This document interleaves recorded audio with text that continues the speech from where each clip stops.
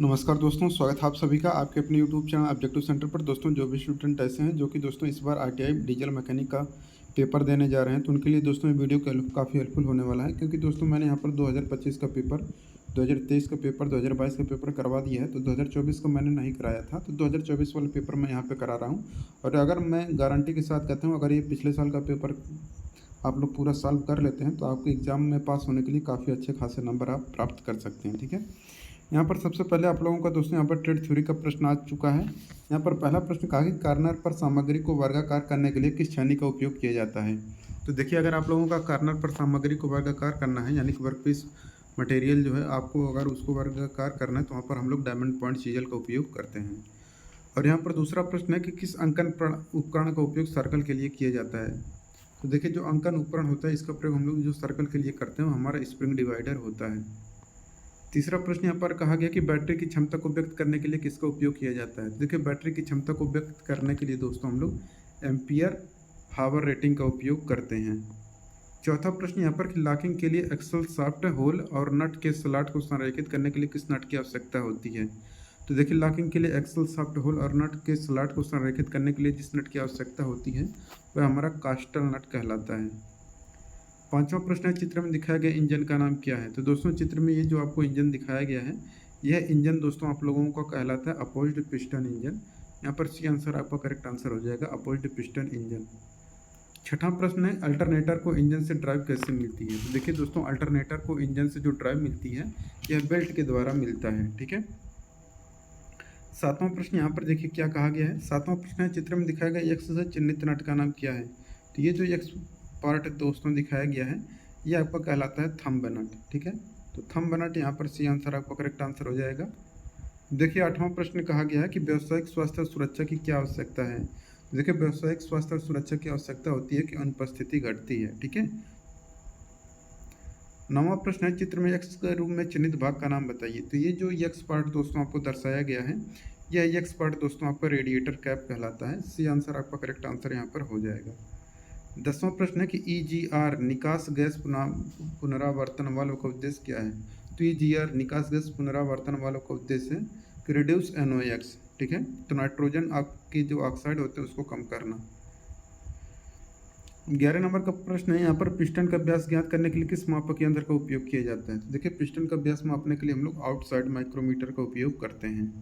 12 number का प्रश्न यहाँ पर कहा गया कि सिलेंडर के रिसाव की जांच करने के लिए किस उपकरण का उपयोग किया जाता है। तो सिलेंडर के रिसाव की जांच करने के लिए दोस्तों हम लोग वैक्यूम गेज का उपयोग करते हैं। 13 नंबर का प्रश्न यहाँ पर है कि चित्र में दिखाया गया हेक्सा फ्रेम किस प्रकार का है।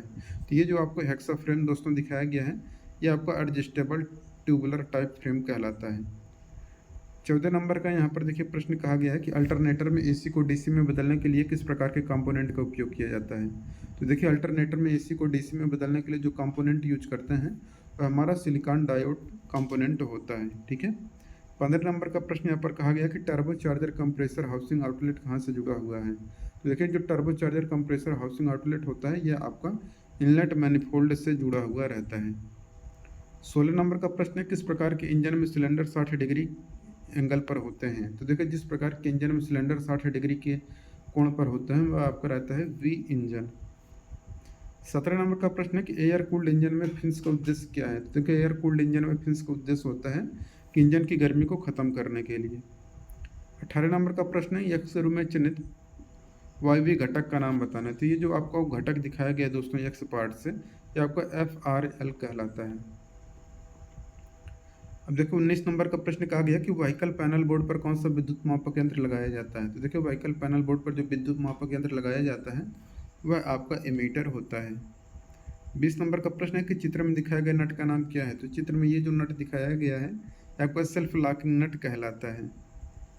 21 नंबर का प्रश्न है कि हथौड़ा भाग को यक्स के रूप में चिन्हित किया गया है। तो ये जो यक्स पार्ट है दोस्तों इसको हम लोग बोलते हैं चिक, यानी कि गाल हम लोग इसको बोलते हैं।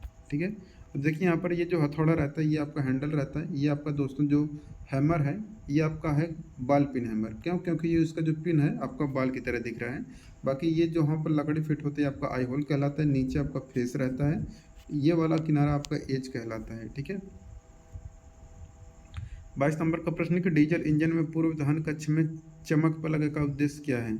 देखिए डीजल इंजन में पूर्व दहन कक्ष में चमक प्लग का जो उद्देश्य होता है या कंबशन चैम्बर को पहले से गर्म करने के लिए होता है। कौन सा उपकरण ऑयल संप से तेल चूसता है? तो देखिए ऑयल संप से जो तेल चूसता है वह आपका पंप होता है। 24 नंबर का प्रश्न है यहाँ पर कि पिस्टन और कनेक्टिंग रॉड को जोड़ने के लिए किसका उपयोग किया जाता है? तो देखिए पिस्टन और कनेक्टिंग रॉड को जोड़ने के लिए हम लोग गजन पिन का उपयोग करते हैं। 25 नंबर का प्रश्न यहाँ पर कहा गया है किस प्रकार के इंजन में इंजन की गति और अधिक दहन का दबाव होता है? तो ये होता है दोस्तों आप लोगों का रेडियल इंजन। डी आंसर आपका करेक्ट आंसर हो जाएगा। देखिए 26 नंबर का प्रश्न है टूल का नाम बताइए। दोस्तों ये जो आपको टूल दिखाया गया है ये आपको फेस रेंज का फिगर दिया गया है।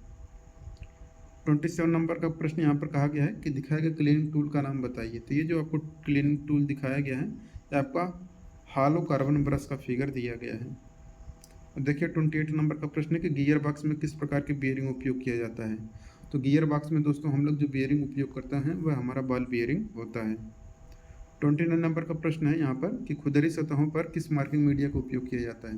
तो जो खुरदरी सतह होती है वहाँ पर हम लोग प्रोसिन ब्लू का उपयोग करते हैं। दोस्तों अगर आप लोगों को डीजल मैकेनिक का निम्मी का मार्क टेस्ट चाहिए या फिर पीडीएफ चाहिए निम्मी का, या फिर आप लोगों को ये जो मैं पीडीएफ सॉल्व करा रहा हूँ इसका पीडीएफ फ्री में चाहिए, तो आप लोगों को करना क्या है कि objective centre application play store से डाउनलोड कर लेना है। डाउनलोड करने के बाद आप इसको लॉगिन कर लीजिएगा, रजिस्टर हो जाइएगा, ठीक है। इसका बाद जो आप लोगों का इंटरफेस है कुछ इस तरीके से ओपन हो जाएगा। ITI CBT पेपर वाले सेक्शन में जाएंगे, वहाँ पर आप अपना डीजल मैकेनिक ट्रेड चूज कर लीजिएगा। तो वहाँ पर आपको डीजल मैकेनिक का कम से कम 8 से 10 सेट यहाँ पर डाला गया है प्रीवियस ईयर का। आप लोग दोस्तों उसको वहाँ से बिल्कुल फ्री में पढ़ सकते हैं, एक भी रुपये आपको चार्ज देने की आवश्यकता नहीं है। बाकी अगर आप लोगों को दोस्तों निम्मी का क्वेश्चन बैंक चाहिए तो स्टडी नोट्स वाले सेक्शन में जा करके ले सकते हैं। टेस्ट सीरीज वाले सेक्शन में जाएंगे और इसको यहाँ पर निम्मी टेस्ट में जाएंगे तो आप लोगों को यहाँ पर WhatsApp calculation science, employability skill, engineering drawing आपको मिल जाएगा। फिर इसके बाद नीचे जाएंगे तो यहाँ पर जो डीजल मैकेनिक का ट्रेड थ्योरी का मॉक टेस्ट है वो भी आपको मात्र 30-35 रुपये में मिल जाएगा। डिस्क्रिप्शन बॉक्स में आपको लिंक दिया गया है, आप लोग जाके वहाँ से चेक कर सकते हैं, ठीक है। अब देखिए दोस्तों यहाँ पर जो आप लोगों का अगला प्रश्न है, यहाँ पर देखिए आगे स्लिप रिंग का उपयोग कहाँ किया जाता है? तो देखिए स्लिप रिंग का उपयोग हम लोग अल्टरनेटर में करते हैं, ठीक है। 31 नंबर का प्रश्न है पिस्टन से क्रैंक शाफ्ट तक ऊर्जा कौन स्थानांतरित करता है? देखिए पिस्टन से क्रैंक शाफ्ट तक जो ऊर्जा को स्थानांतरित करता है वह आपका कनेक्टिंग रॉड होता है। 32 नंबर का प्रश्न कहा गया है यक्स के रूप में चिन्हित भाग का नाम बताइए। यहाँ पर दोस्तों जो यक्स पार्ट आपको दर्शाया गया है यह यक्स पार्ट दोस्तों आपका कंप्रेसर कहलाता है। सी आंसर आपका करेक्ट आंसर हो जाएगा। अब देखिए 33 नंबर का प्रश्न है कि 4 स्ट्रोक साइकिल इंजन का कौन सा घटक निष्क्रिय स्ट्रोक के दौरान बिजली की आपूर्ति करता है? तो वह रहता है दोस्तों आप लोगों का फ्लाई व्हील। 34 नंबर का प्रश्न है कि टर्बो चार्जर टरबाइन कहाँ लगाया जाता है? तो जो टर्बो चार्जर टरबाइन होता है हम एग्जॉस्ट मैनिफोल्ड पर लगाते हैं। 35 नंबर का प्रश्न कहा गया चित्र में दिखाया गया सर्किट का नाम क्या है? तो ये जो दोस्तों आपको सर्किट दिखाया गया है यह आपका चार्जिंग सर्किट कहलाता है। सी आंसर आपका करेक्ट आंसर हो जाएगा। 36 नंबर का प्रश्न यहाँ पर कहा गया कि CRDI इंजेक्टर दबाव नियंत्रण वाल्व कैसे संचालित होता है? तो जो CRDI इंजेक्टर दबाव नियंत्रण वाल्व होता है ये आपका इलेक्ट्रॉनिकली संचालित होता है। 37 नंबर का प्रश्न है कौन सा पदार्थ इलेक्ट्रॉन के प्रवाह का विरोध करता है? तो देखिए जो पदार्थ इलेक्ट्रॉन के प्रवाह का विरोध करता है वह हमारा ग्लास होता है, ठीक है। 38 नंबर का प्रश्न यहाँ पर कहा गया जब शरीर के इस हिस्से से खून बहता है तो इसे गंभीर माना जाता है और पेशेवर ध्यान देने की आवश्यकता होती है, वह रहता है आपका रिस्ट यानी कि कलाई। और देखिए यहाँ पर अगला प्रश्न आ चुका है दोस्तों वर्कशॉप कैलकुलेशन एंड साइंस का। पहला प्रश्न यहाँ पर कहा गया पानी का क्वथनांक कितना होता है? तो पानी का क्वथनांक होता है दोस्तों 100 डिग्री सेल्सियस। दूसरा यहाँ पर है कि 0.456 दशमलव भिन्न को प्रतिशत में बदलिए, तो आपको यहाँ पर 100 का गुणा करेंगे तो 45.6% हो जाएगा। तीसरा यहाँ पर है कि इकाइयों की प्रणाली के दो प्रकार कौन से हैं? तो ये आपको फंडामेंटल और डिराइव्ड यूनिट, मौलिक और व्युत्पन्न मात्रक हैं। चौथा प्रश्न यहाँ पर कहा गया कि एमकेएस प्रणाली में एम अक्षर किसको दर्शाता है? तो एमकेएस प्रणाली में एम अक्षर जो होता है आपको मीटर को दर्शाता है। पांचवा है कि धारा की इकाई क्या होती है? तो देखिए धारा की जो इकाई होती है दोस्तों में आपका एम्पियर होता है। छठा प्रश्न है कि शक्ति आउटपुट और शक्ति इनपुट का अनुपात क्या होता है? तो देखिए शक्ति आउटपुट और शक्ति इनपुट का अनुपात एफिशिएंसी यानी कि दक्षता होता है। अब देखिए दोस्तों इंजीनियरिंग ड्राइंग का आपको 6 प्रश्न देखने को मिलेगा। पहला प्रश्न यहाँ पर कहा गया है चित्र में दिखाया गया सामग्री की पारंपरिक प्रतीक को पहचानें। ये जो सामग्री का प्रतीक दिखाया गया है ये आपका दोस्तों वुड यानी लकड़ी का सिंबल आपका दिया गया है। देखिए यहाँ पर दूसरा प्रश्न है, सही संरेखित सिस्टम आयाम की पहचान करें। तो यहाँ पर दोस्तों जो सही वाला है वो आपका है ये वाला, ठीक है। ये एक सीक्वेंस में इस तरीके से हम लोग दर्शाते हैं। तीसरा है कि उपकरण का नाम पहचाने। तो ये जो लकड़ी दिखाया गया है, ये जो हैमर दिखाया गया है, हथौड़ा, ये आपका यहाँ पर जो इसका पिन है ये आपका बाल की तरह दिख रहा है, तो हमारा बाल पिन हैमर हो जाएगा। तो बाल पिन हैमर यहाँ पर सी आंसर करेक्ट होगा। चौथा प्रश्न यहाँ पर का है उपकरण को पहचाने। तो ये देखिए लकड़ी का हथौड़ा है, लकड़ी के हथौड़े को हम लोग मैलेट बोलते हैं, ठीक है, अंग्रेजी में। यहाँ पर मैलेट या लकड़ी का हथौड़ा करेक्ट होगा। सामग्री के पारंपरिक प्रतीक को पहचाने। तो ये जो सिंबल है आपका वाटर यानी कि पानी का सिंबल दिया गया है। देखिए यहाँ पर छठा प्रश्न है कि आईएस मानक के अनुसार कौन सा single stroke vertical letter A सही है। तो ये देखिए आप लोगों का कुछ इस तरीके से होता है कि ये आपका एकदम किनारे से शुरू होता है, ठीक है। देखिए यहाँ से ये एक किनारे से शुरू होगा और ये एकदम सेंटर में जाएगा और यहाँ पर राइट साइड में थोड़ा सा गैप रहता है, ठीक है, ये गैप रहता है। यहाँ पर आपका सी आंसर करेक्ट होगा। अब देखिए एम्प्लॉयबिलिटी स्किल का दोस्तों 25 प्रश्न देखने को मिलेगा। यहाँ पर कहा गया है कि PIN का फुल फॉर्म क्या है। तो PIN का फुल फॉर्म मतलब पर्सनल आइडेंटिफिकेशन नंबर। दूसरा है कौन सा सर्च इंजन है। तो जो सर्च इंजन है दोस्तों वो आपका गूगल है, ठीक है। तीसरा है रिक्त स्थान में उचित प्रतिवार्थी सर्वनाम के साथ भरें। सी हैज हर्ट, यहाँ पर हो जाएगा हर सेल, ठीक है। अब देखिए दोस्तों यहाँ पर चौथा प्रश्न कहा गया ग्राहकों के सुझाव या समस्याओं को जानने के बाद क्या कार्रवाई की जानी चाहिए। तो ये किया जाना चाहिए, पहले पूछें, वर्गीकृत करें, अधिनियमित करें और अनुवर्ती कार्रवाई करें, ठीक है। देखिए पांचवा प्रश्न यहाँ पर कहा गया है जब कोई आपको थैंक यू कहता है तो हमें जवाब देना चाहिए और क्या कहना चाहिए। कहना चाहिए योर वेलकम, आपका स्वागत है। छठा प्रश्न है कि प्रश्न का उत्तर देने का एक अच्छा तरीका shall we start the discussion is हो जाएगा यहाँ पर यस लेट्स स्टार्ट। सातवां प्रश्न नौकरी जो पिछले 5 वर्षों में पुरानी हो गई हैं वो आपका STD बूथ है। आठवां है कि कौन सा ऑनलाइन जॉब सर्च प्लेटफॉर्म नहीं, वो है आपका स्नैपचैट।